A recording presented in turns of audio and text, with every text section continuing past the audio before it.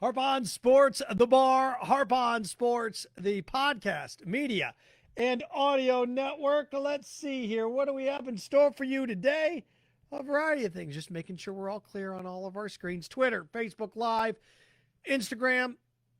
Follow, share, subscribe, like, follow, share at Harp on Sports Twitter, at Harp on Sports Instagram, harponsports.com, the Harp on Sports Facebook page. On top of all of those things, Spotify, Apple Podcasts, and, of course, Buzzsprout, our housing site. Before we get started, before I dive into a variety of things here, new webcam, what do you know? A couple of things. Harp on Sports was slated to start this week. Didn't happen. Why? Coronavirus concerns. Not me. God willing, I'm healthy and strong as an ox. But coronavirus concerns in other facets have pushed us back. When are we going to start? Don't know. But Harp on Sports on the air. We'll be back. It's about a path, gang, and trying to find that path. What are we going to talk about on the podcast? Well, let's do this. A couple of things. One, Billy Donovan's boat. Billy's boat is Billy Donovan chooses to mutually part ways with Oklahoma City and the Oklahoma City Thunder. What does that mean? Oh, could he come back to Florida? The answer to that's no way. We're going to dive into that coming up. The Big Ten, at this point, 9 teams want to do it. Well, maybe all 12 teams, maybe the Big Ten can come back. This is a joke at this point. You have a mutiny within the ranks of this, and the Big Ten bail. Also, the Jaguars Junkyard. Why? If anybody thinks this team is tanking, you're crazy. They're not tanking. If they are, it's the worst tank job in the history of sport. You can't tank this way. You can't. You can try, but you can't. Tell you what they're doing and what they're planning on doing. And the only way this works is if you have reassurances. It's the only way it works. I'm going to explain why there's no way Dave Caldwell is going to get fired. No way. You can't fire him. You can't. So we're going to look at that as well. And, as I look around and look at other things that are going on and other things that are taking place, little ACC Audacity. I like what the ACC is doing. I like what they're saying. At least somebody can do it. At least somebody has the audacity to say it and do it.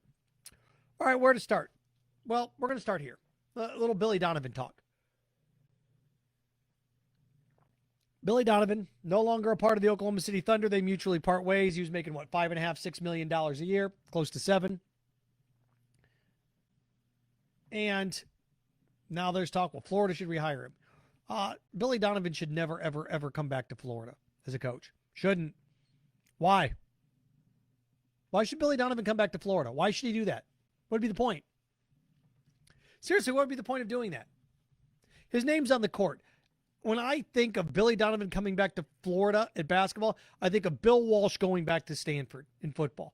Bill Walsh, head coach of Stanford, does a great job, goes to the NFL where he and Joe Montana and the 49ers win 3 Super Bowls. Then what happens? He gets an itch and he decides, you know what, I'm going to come back to Stanford. I'm going to go back to Stanford. Goes back to Stanford. They have one good year. Knocked Notre Dame out of the national title hunt when Notre Dame was loaded. And then they knocked Notre Dame out of the national title hunt. It's like, all right, Stanford got a little spry and pop in their step. Then they completely fell off the table. They were terrible after that. Billy Donovan coming back to Florida been like Bill Walsh going back to Stanford 25 years ago. What happened? They had to fire him. They ended up having to fire him. You do not want that. His name's on the court. When your name's on the court, you get to pick when you leave.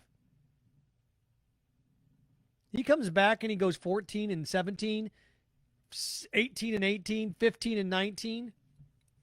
Let's not forget Billy Donovan's 2 of his last 3 years. What did he do? He made the NIT and then had a losing record. They weren't very good. Everybody's nostalgic for the past at times. Billy Donovan's a good basketball coach. But the University of Florida, they never come back here. Ever. Plus, he's making $5.5 million in the NBA. We're going to pay him here. You're going to pay him more than football coach? Dan Mullen? No. Sometimes you just walk off and you ride off into the sunset. And that's what that's what Billy Donovan should do.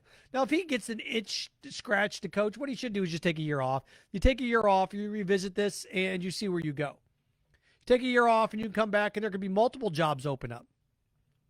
If he really wants to coach right now, he's got options. What, the Pacers and the 76ers? Those are two playoff teams. Pacers and 76ers are two playoff teams. So if he wants to get back into it right now, he can get back into it right now.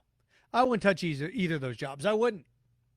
If I were Billy Donovan, I'd wait a year. Who knows what's going to happen in the NBA? Who knows what's going to open up? Who knows?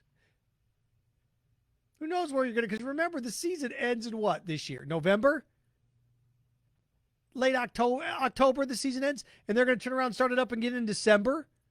So, I mean, you're going to be right back in the saddle again. You wait a year, you're going to have almost 2 full NBA seasons under your belt. Or at least the rest of this year and an entire one next year. Billy bail. No, Billy's boat, not this boat. I'm going to take the next one. I'll catch the next boat. And if he wants to get back into the college ranks, now he hated recruiting. If I'm Billy Donovan, I sit around and I wait a year. Shaka Smart, Texas is a little bit on the If Jay Wright would ever leave for the NBA, Billy Donovan to Villanova, boom. If he hates recruiting and he wants to wait for an NBA job, wait a year. In the meantime, go to a major network, be their lead college basketball analyst. ESPN's one that it always works for, right? And there you go. But Billy Donovan should never come back to Florida. Ever, ever, ever, ever, ever. How do you build on this legacy? Billy Donovan coming back to Florida would be Bill Walsh going back to Stanford. So, Billy's boat, no thank you. I'll take the next one. Don't try to capture the past. Don't. This happens. People try to, it's nostalgia. It's like making a sequel that nobody wanted. We're going to tap into this nostalgia, and you get a movie like Indiana Jones and the Kingdom of the Crystal Skull. Like, oh, God. Well, what did you expect? Tried to tap into that nostalgia, and it didn't work. I'm going to get to the Big Ten here in a second. But something else. The Jaguars Junkyard. Not Leonard Fournette traded away. That's the last podcast we talked about a week ago. And then you take that, and then you pile it upon Rodney Harrison being shipped out. And we're trying to figure out what's going on in Jacksonville. Well, they're accumulating draft picks, and they're in the rebuilding process. They're accumulating draft picks, and they're in the rebuilding process. The problem with the Jaguars is this. They're trading away all of these guys. That means what? Leonard Fournette, Rodney Harrison, they're trading away Tom Coughlin's draft picks. They're laying this all at the doorstep and all at the footprint of Tom Coughlin. He's the scapegoat. He really is. It's all Tom Coughlin's fault. All Tom Coughlin's fault. Well, it's Tom Coughlin's fault, and he was judge, jury, and executioner. Guess what? That means it's not Dave Caldwell's fault. In this whole thing, the Jaguars are tanking. They're tanking. You know, it's a bad tank job. If it is a tank job and they finish 3-13 and they finish with the third pick, whoever has the first pick can fleece them. Or I want 2 firsts. I want both of your firsts. I want your second. I want both of your fourths. Or I want both of your seconds and I want both of your firsts. What the Jaguars have? 2 firsts and 2 seconds. I want them both. And maybe that's what you're going to have to do to go from 3-1 to get Trevor Lawrence. Now, the curveball in all this is Trevor Lawrence pulling an Eli Manning on Jacksonville, which I enjoyed my 5 years with the Jaguar, or covering the Jaguars. I did. Loved it. But if I'm Trevor Lawrence, I'm pulling an Eli Manning on you. Don't you dare draft me. I'm not going to come there. I'm not. Don't waste your time. But then you're going to be the villain. So, sometimes you need to be the villain. Eli Manning. Oh my gosh, the Chargers hate him. Chargers fans hate him. So what? He went to New York and won 2 Super Bowls. Get over it.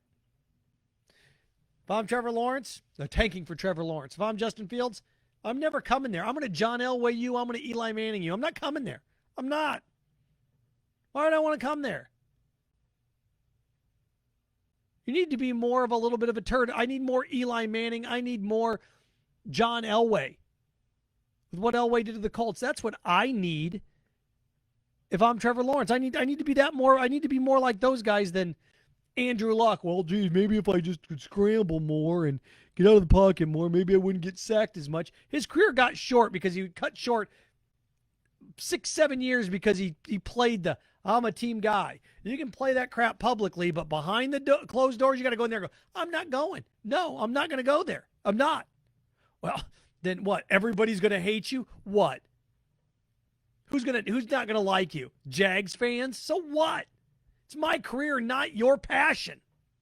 My life, my livelihood, not your feelings. I get booed every time I come there. So what? Brett Favre won a Super Bowl in Green Bay, came back and they booed him. So what? Listening to critics, who cares? What do they say?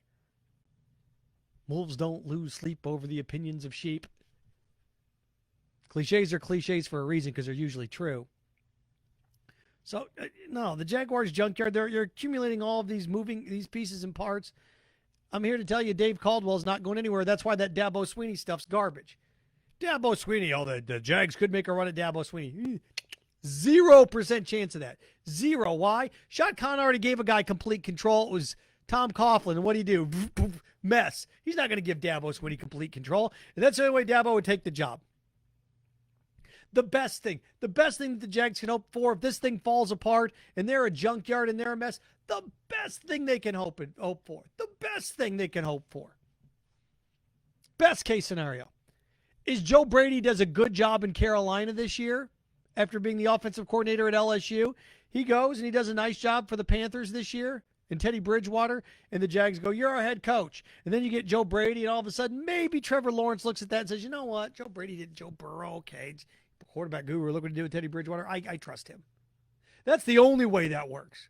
That's the only assistant I can think of right now. Maybe Eric Bieniemy with the Chiefs. Maybe.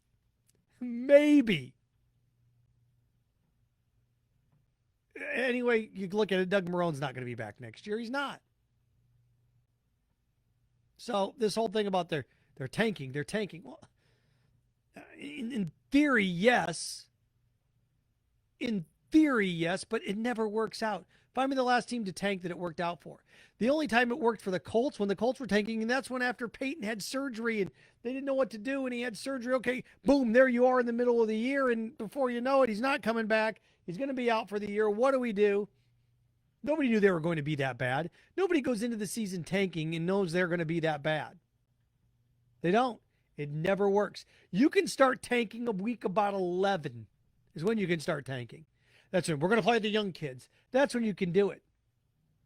And here's why the Jaguars tanking is not going to work. Cam Robinson, contract year. D.D. Westbrook, contract year. Avery Jones, contract year. Brandon Linder, always in a contract year. Gardner Minshew, he wants to be the starter. DJ Chark. You got a bunch of young guys on that team, and you may not be very good. But I just ripped off 3 or 4. Joe Hayden. Joe Hayden. Good gracious. That was pretty bad, wasn't it? DJ Hayden. You got guys out there that are playing for contracts. You do. So when you've got 5 or 6 guys in contract years, it'd be tough for them. Oh, we're going to tank. Plus, Doug Marrone's coaching for his job. You may be bad. And Jay Gruden, if you're like, well, Joe, they're tanking. If I'm Jay Gruden, I'm the offensive coordinator there. I want to make sure this works. If I can that's why everybody's talking about they're tanking. That only works if you have a singular figure. Tanking can occur in boxing. Tanking can occur when you have one central figure that are throwing things. A point guard in basketball shaving points. That's how tanking can occur. It can't occur on a grandiose scale where the whole entire team's doing it. It doesn't work. It's just not plausible.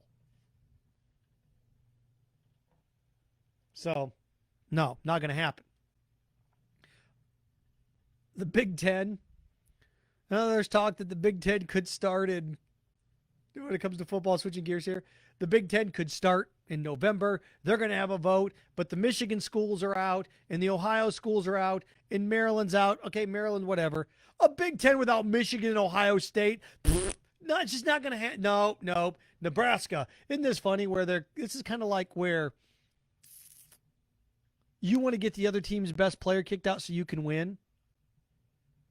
That's why I hate fouling out in basketball. Oh, he fouled out. He's good. Oh, so let me get this straight. When the game's on the line in the most important part of the game, you're going to take the other team's best player off the floor. I hate fouling out in basketball. What I think should happen is once you get that 5th foul, it's a technical, 2 shots and the ball. What type of sport is it where you take the other team's best player off at the most crucial time? That's just absurd.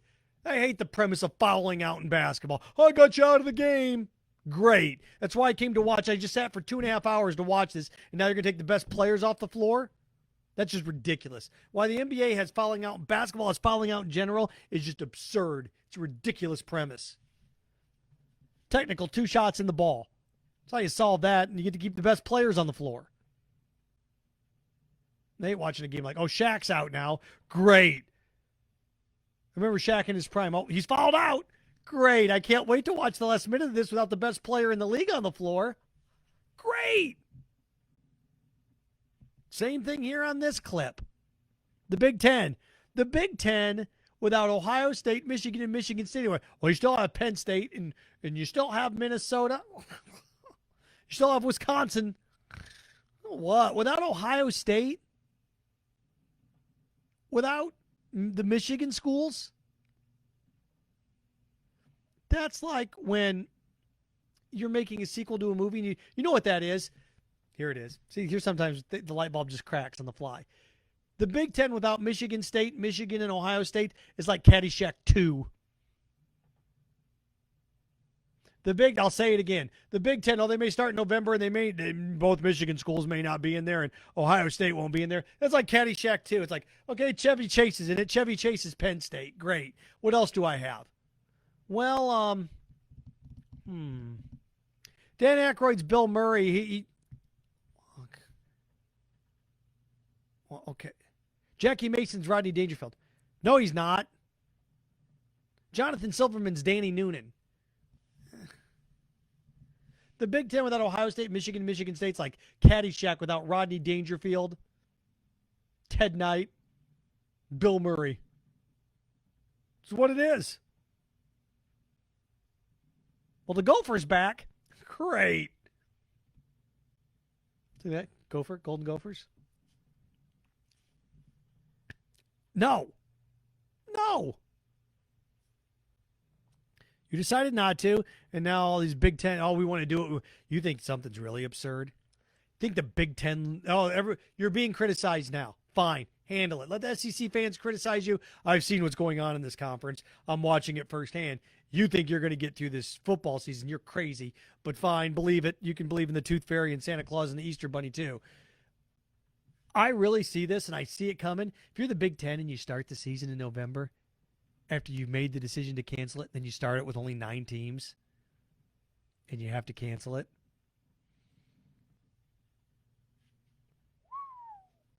You talk about embarrassing. Lastly, the ACC proposing this massive, this up here, I'm telling you, this is something that's coming. It's coming because you need to recoup money. Everybody that wants expanded playoffs in sports, you're about ready to get them. Everybody that wants expanded playoff in sports, the NFL's already doing it, right? The NFL is going from 6 teams to 7 teams, right? One division champ, that's the 1 seed, and then 2, 3, and 4 are the other 3 division champs. 5, 6, and 7 are the other 3 the 3 wild cards, and then you have 3 playoff games on Saturday, 3 playoff games on Sunday, and then the top seeds earn buys in each conference. Perfect. The NFL's already expanded. More TV money. So the NFL's going to lose money this year with fans, but they're going to get it right back with that TV money. College football will expand from 4 to 8 as soon as they can. All these schools list all this money. We can make $300 and $400 extra $1 million a year. Each school gets $5, $6 extra $1 million. That money's going to come right back into the coffer. It is. It's going to come right back into it. What do I expect? I expect conferences to go to 9 conference games too. Why? Make more money doing that. More games on TV. You can charge more for conference rights. That's what's going to happen. But the reason I bring up the ACC wants an all-inclusive 360 team. Everybody in Division I basketball makes the tournament this year. Look at my bracket. Well, you kind of already had this. You did. You kind of already had this. They're called conference tournaments, where everybody in the conference tournament plays together. The champ gets in. That's your de facto everybody. That's where it's like, oh, we can expand. The small conferences, you have play-ins. That's what it is. You already have this with conference tournaments. Here's the thing. Those don't make me near as much money as a 360-team massive March Madness bracket would. Now, how am I going to determine the 1 seed as opposed you think you've got a mess now? You wait until Kansas comes out there and skull drags whatever poor team's 0-22 every year. And hate to pick on you, a team like Stony Brook. Every year there's a team out there that's like 2-23. Can you imagine for 1 second when 31-1 or 28-3 Kansas Villanova comes in? It's like, who are we playing? Oh, you're playing 1-21 Stony Brook. That thing's going to be 95-10. You're going to embarrass the hell out of a bunch of people. You are. Those teams lose by 30 points in their no-name conferences. The MEAC champ always gets beat by 40 points against a 1 seed. Imagine what the last place team in that conference that the first place team beat by 40 is going to get done to them. It's going to be ugly. Capital U. So, look, the audacity of it, I don't mind it. I don't mind going bigger. I don't. There's more TV. I'm here to tell you, is that going to happen? No. The ACC knows it's not going to happen, but the ACC is trying to get from 64 to 128. That's what they're doing. You know, when a car is $20,000, you offer 16, the goal's 18. The house is $200,000, you offer 180. Well, now you can't offer 180 because you'll get laughed at. But remember, back in the good old days, a house was $130,000. You offered 122, knowing that they'd probably give you 126. You're good to go. That's what the ACC is doing here. They're aiming big. They're going to get here. So there you go. Harp on Sports, the bar, Harp on Sports, audio, podcast, and media network. Follow, like, subscribe, share, follow, like, subscribe. At Harp on Sports Twitter, at Harp on Sports Instagram. You can download the podcast, Spotify, Apple Podcasts, Buzzsprout. You can check out the Harp on Sports YouTube channel as well. Again, follow, like, share, follow, like. Harp on Sports, the bar. Again, the show's going to be on. Harp on Sports was supposed to begin this week. It's delayed. Not me, but we have a cautionary coronavirus tale that makes us hit the pause button. That's fine. I've been waiting 7 months. I can wait a couple more weeks. I can. Or a week, depending where it is. I'll keep you updated. Follow me on Twitter for more updates. Enjoy your week. We're going to be in mid-September before we know it. Remember, stay focused. Stay strong. Stay clean. Frankenstein. Have fun with your friends.